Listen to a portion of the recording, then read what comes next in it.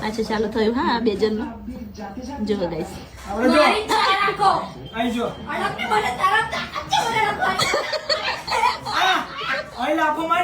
પાછી આવશે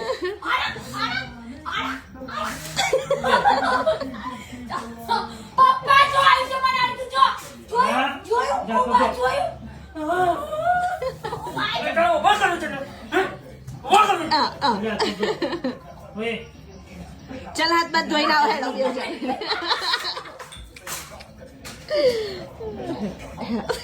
તું બહુ સાની છે કે બેટા તું છે ને બતા એ રિવ્યુ કા આવશે કાલ